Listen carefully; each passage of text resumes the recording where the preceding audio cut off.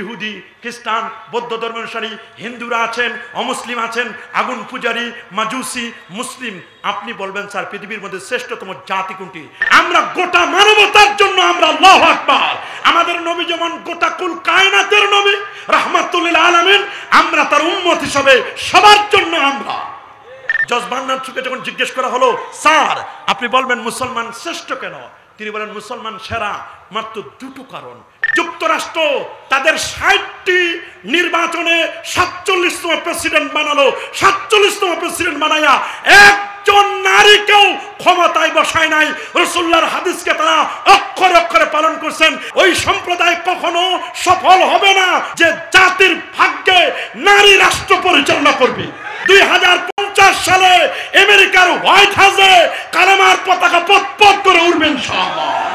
যারা দিনকে মিটায় দেওয়ার জন্য ষড়যন্ত্র করছেন, এই পৃথিবীর জমিন থেকে ইসলামকে কখনো মিটানো সম্ভব হবে?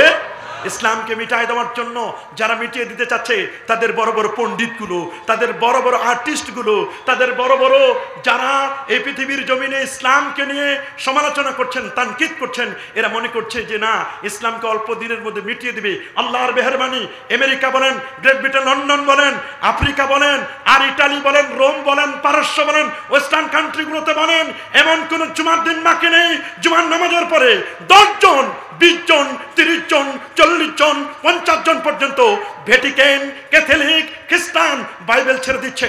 ওল্ড টেস্টামেন্ট, রামায়ণ, গীতা, জেন্দাবস্তা, জোহা, কল্কি পুরাণ, অথর্ববেদ, গ্রিক বেদ সব ছেড়ে দিয়ে আল্লাহর কোরআনকে বুকে জড়িয়ে ধরে কালেমা পড়ে মুসলমান হচ্ছে। এবং তারা যে রিপোর্ট দিয়েছে, আমেরিকান স্ট্যাটিস্টিক পরিসংখ্যান বলছে, সেই দিন আর বেশি দূর নয়, সেই দিন আর বেশি দূর নয়, 2050 সালে আমেরিকার হোয়াইট হাউসে কালেমার পতাকা পতপত করে উড়বে ইনশাআল্লাহ। আল্লাহু আকবার বলেন। সেই দিন আর বেশি দূর নয়, গোটা পৃথিবীতে সংখ্যাগরিষ্ঠ যে জাতিটি হবে, সেই জাতিটির নাম হচ্ছে মুসলমান। জজ মান্নান শোকে জিজ্ঞেস করা হয়েছিল, ম্যানচেস্টার ইউনিভার্সিটির লাইব্রেরিতে বসে যখন গবেষণা করছিলেন 40 লক্ষ পুস্তককে সামনে রেখে, জজ বার্নার্ড শো আপনি বলবেন পৃথিবীর মধ্যে শ্রেষ্ঠতম জাতি কোনটি? জজ বার্নার্ড শো তিনি গভীর মনোযোগ দিয়ে পড়ছিলেন, 40 লক্ষ পুস্তকের সামনে রেখে ডেস্কে বসে যখন অ্যানালাইসিস করছিলেন, তিনি গভীর মনোযোগ দিয়ে পড়াশোনা করছিলেন। দুদিক থেকে দুজন জার্নালিস্ট সাংবাদিক বলেন, প্লিজ স্যার আপনার দৃষ্টিভঙ্গি একটু পরিবর্তন করতে চাই। বলে কি বলতে চাচ্ছ বলো। স্যার আপনি হচ্ছেন আইরিশ শাস্ত্রের জনক, the greatest philosopher of the world, জগতের একজন শ্রেষ্ঠতম দার্শনিক। আপনি একটি বক্তব্য দিবেন, এই বক্তব্যটি আমরা পাবলিশ করব, পৃথিবীর চ্যানেলগুলোতে ব্রেকিং নিউজ দিয়ে দিব, যতগুলো পত্রিকা আছে, জার্নাল আছে, আমরা হেডলাইন করব, কাভার করব আমরা পেজগুলোকে। প্লিজ স্যার আপনি একটু বলবেন পৃথিবীর মধ্যে শ্রেষ্ঠতম জাতি কোনটি? এই পৃথিবীতে বহু জাতির বসবাস করছে, ইহুদি, খ্রিস্টান, বৌদ্ধ ধর্মানুসারী, হিন্দুরা আছেন, অমুসলিম আছেন, আগুন পূজারী, মাজুসি, মুসলিম। আপনি বলবেন স্যার পৃথিবীর মধ্যে শ্রেষ্ঠতম জাতি কোনটি? সেদিন জজ বার্নার্ড শো কয়েক মিনিট গবেষণা করার পরে মাথা উঠিয়ে বললেন, আজ যা বলবো অ্যাবসুলেটলি ট্রু, 100% সত্য বলবো, অসত্য কথা বলবো না, মিথ্যে বলবো না, যা বলবো ফাইনাল বলবো। আমি যদি বলি আমি জাতিতে একজন খ্রিস্টান, আমি যদি বলি নিজের পায়ে আমার কুড়াল মারা হবে, কিন্তু আমি কখনো অসত্য কথা বলতে পারবো না, সত্য বলবোই বলবো। তিনি বললেন এই পৃথিবীর মধ্যে যদি কোনো সত্য শ্রেষ্ঠ কোনো জাতি থেকে থাকে, সে জাতিটির নাম হচ্ছে মুসলমান। আল্লাহু আকবার বলেন। বলেন সেই জাতিটির নাম কি? সে জাতিটির নাম হচ্ছে মুসলমান। জিজ্ঞেস করা হলো, স্যার আপনি কোন কারণে মুসলমানকে সেরা বললেন? তিনি বলেন, আমি শুধু বলি নাই, এই পৃথিবীর মধ্যে যিনি মহান স্রষ্টা ও রব্বুল আলামিন, তিনি তো আরো বহু আগে বলে দিয়েছেন, কুনতুম খায়রা উম্মাহ উখরিজাত লিন-নাস তা'মুরুনা বিল মা'রুফ ওয়া তানহাউনা আনিল মুনকার। কুনতুম খায়রা উম্মাহ, তোমরাই হচ্ছে পৃথিবীর মধ্যে শ্রেষ্ঠতম জাতি। উখরিজাত লিন-নাস, তোমাদেরকে বের করা হয়েছে মানব জাতির কল্যাণের জন্য। আমরা মানবতার জন্য, কোনো ব্যক্তি কেন্দ্রিক নয়। আমরা কি ব্যক্তি কেন্দ্রিক? কোন দেশ কেন্দ্রিক? আমরা গোটা মানবতার জন্য আমরা। আল্লাহু আকবার। আমাদের নবী যেমন গোটা কুল কায়নাতের নবী রাহমাতুল লিল আলামিন, আমরা তার উম্মত হিসেবে সবার জন্য আমরা। বলেন না, আমরা কার ব্যক্তির জন্য, নির্দিষ্ট কোন গোষ্ঠীর জন্য? সবার জন্য আমরা। আল্লাহু আকবার বলেন। তিনি বললেন কুনতুম খায়রা উম্মাহ উখরিজাত লিন-নাস, তোমাদেরকে বের করা হয়েছে মানব জাতির কল্যাণের জন্য। তোমাদের এজেন্ডা হলো দুটো। নাম্বার 1, প্রথম এজেন্ডা, তোমরা তা'মুরুনা বিল মারুফ, মানুষদেরকে সৎ কাজের আদেশ দিবে, ওয়া তানহাউনা আনিল মুনকার, মানুষদেরকে অসৎ কর্ম থেকে নিষেধ করবে। আজকে যদি সৎ কর্মের আদেশ অসৎ কর্মের নিষেধ থাকতো, আমি মনে করি বাংলাদেশ কোনো গোটা পৃথিবীতে শান্তির সুবাতাস বয়ে যেত। কথা বলেন? কোথাও যেন শান্তি নাই, শান্তি অন্যায় হয়ে ঘুরছে। মসজিদেও শান্তি নাই, মাদ্রাসায় শান্তি নাই, মাহফিলেও শান্তি নাই, বাড়িতেও শান্তি নাই, হাট বাজারে শান্তি নাই। শান্তি কেমন যেন এতিম হয়ে গেছে। শান্তির দৌড় এত বেশি, পিছনে আমরা কেউ নাগাল পাচ্ছি না। শান্তি আছে কোরআনে, শান্তি আছে নবীর আদর্শে, শান্তি আছে সাহাবায়ে কেরামের আজমত তাজিম, শান্তি আছে আউলিয়া কেরামের দর্শনে। আল্লাহু আকবার বলেন। এই জন্য আমার রাসূল বিদায় হজ্জের ভাষণে বলে দিয়েছিলেন, আইয়ুহান নাস তারাকতু ফিকুম আমরাইন লান তাদিল্লু মা ইন তামাসসাকতুম বিহিমা, কিতাবাল্লাহ কিতাবাল্লাহ কিতাবাল্লাহ ওয়া সুন্নাত রাসূলি।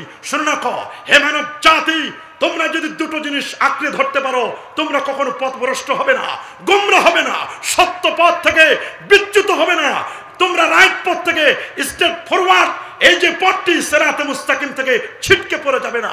যদি দুটো জিনিস তোমরা আঁকড়ে ধরতে পারো, তোমরা কখনো নির্যাতিত হবে না, নিপীড়িত হবে না, তোমাদের উপর জুলুম নির্যাতন নিপীড়ন করা হবে না, তোমাদেরকে কখনো নির্যাতনের স্টিম রোলারের শিকার হতে হবে না। যদি দুটো জিনিস আঁকড়ে ধরতে পারো, যার একটি হচ্ছে আল্লাহর আখেরি কালাম পবিত্র কোরআনুল কারীম, আরেকটি হচ্ছে প্যারা নবী রাসূল করিম সাল্লাল্লাহু আলাইহি ওয়াসাল্লামের সুন্নতে মুআত্তারা, প্রেমময় সুগন্ধিময় আতর মিশ্রিত সুন্নাহগুলোর। আল্লাহু আকবার। জজবান্নার চোখে যখন জিজ্ঞেস করা হলো, স্যার আপনি বলবেন মুসলমান শ্রেষ্ঠ কেন? তিনি বলেন মুসলমান সেরা মাত্র দুটো কারণ। নাম্বার 1, প্রথম কারণ হচ্ছে মুসলমানের নবী হচ্ছেন প্যারা নবী ও রাসূল করিম সাল্লাল্লাহু আলাইহি ওয়াসাল্লাম। আল্লাহু আকবার বলেন। আর যে নবীর উপর নাজিল হয়েছে পবিত্র কোরআনুল কারীম, সে কোরআন মুসলমানের কাছে আছে কোরআনুল কারীম, আর মুসলমানের কাছে আছে সে কোরআনের ধারক এবং বাহক। ওয়া কানা খুলুকুহাল কোরআন, যার চরিত্র ছিল গোটা কোরআন। আল্লাহু আকবার। যিনি কোরআনের ফটোকপি ছিলেন। আল্লাহু আকবার বলেন। যিনি কোরআনের কপি ছিলেন, কপি আমার রাসূল। আল্লাহু আকবার। এই দুটো জিনিস মুসলমানদের কাছে আছে, যে কারণে মুসলমান পৃথিবীর মধ্যে মাথা উঁচু করে দাঁড়িয়েছে। মুসলমান সেরা। জিজ্ঞেস করা হলো, স্যার কোরআনের মধ্যে কি আছে? বলে কোরআনের মধ্যে এমন কোনো কিছু বাদ নাই যেটির আলোচনা আমার আল্লাহ করেন নাই। আল্লাহ বলছেন, মা ফাররাতনা ফিল কিতাবি মিন শাই, কোরআনে কোনো কিছু বাদ দেয় নাই। ওয়া নাযালনা আলাইকাল কিতাবা তিবয়ানান লিকুল্লি শাই, কোরআনের প্রত্যেকটি বিষয় ডিটেইলস আমি আলোচনা করেছি। কোরআনে সব আছে। কিন্তু যদি একজন দাঁড়িয়ে বলেন, হুজুর আপনি তো বললেন কোরআনে সব আছে, তাহলে বলেন তো পাঙ্গাস মাছের কেজি কত? আজকে কোরআনের কথাই আছে। চাউলের কেজি কত? কোরআনের কথাই আছে। আজকের গরুর গোশতের দাম কত? এটা কোরআনের কথাই আছে। আমি বলবো যে ঠিক আছে, আমি বলবো এটাও কোরআনে আছে। কি বলেন কোরআনে নাই? আপনি যদি বলেন যে পাঙ্গাস মাছের দাম কত, পেঁয়াজের দাম কত, কোরআনের কথাই আছে। আমি মোবাইলটা নিয়ে সিলেট যে মেইন বাজার যেখানে আছে, আমি টেলিফোন করব বাজার কমিটির সেক্রেটারির কাছে। সেক্রেটারিকে জিজ্ঞেস করব যে আজকের সিলেটের বাজার রেট বলুন, মূল্যটা বলুন, মূল্যের হার বলুন। উনি বলে দিবেন পাঙ্গাস এত টাকা কেজি, চিকন চাল এত কেজি, মোটা চাল এত কেজি, পেঁয়াজের দাম এত কেজি, তারপরে আপনার রসুনের কেজি এত টাকা। যখন আমি ফোন করে বলবো, আপনি আমাকে বলতে পারেন যে হুজুর আপনি বললেন কোরআনে সব আছে, পেঁয়াজের দাম কোথায়, পাঙ্গাস মাছের দাম কোথায়? তা আপনি তো এটা জেনে নিলেন ওই সিলেটের মার্কেটের সেক্রেটারির কাছে।